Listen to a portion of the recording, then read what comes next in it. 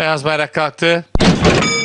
Start verildi ve son koşu başladı. 8 numaralı Tamer'le ona 4 boy, 9 numaralı Sideli 5 boy, 4 numaralı Sideli 6 boy kadar kaybetti ama bu üçlü öndeki rakipleriyle farkı hemen azaltmaya başladılar. Dış kulvardan 13 numaralı Executive geldi. 1400 liraya geçilirken liderliği alıp farkı yarım boya, şimdi 1 boya kadar taşıdı. 14 numaralı Ertaç 1200'e doğru ikincilikte, 1,5 boy gerisinde 6 numaralı Time Attack.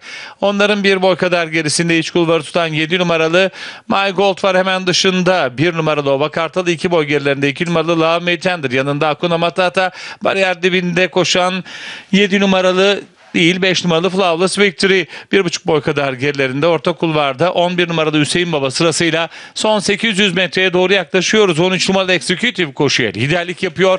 Aradaki fark yaklaşık 1-1,5 boy kadar.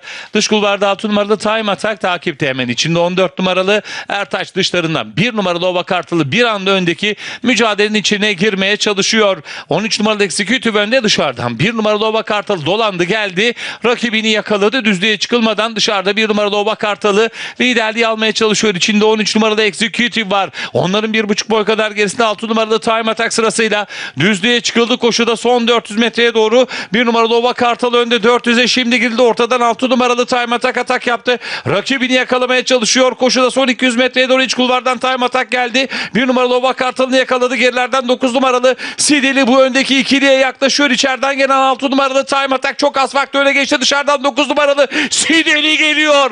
Liderliği rakiplerinden alıyor. Farkı açıyor. Koşuyu 9 numaralı Sideli kazanıyor. 2 numaralı Lami Tender, 6 numaralı Time Attack ve 8 numaralı Tamerlano İkincilik kararını varış hakemlerine bırakıyor. 9 numaralı Sideli Sinan Özen'le kazandı.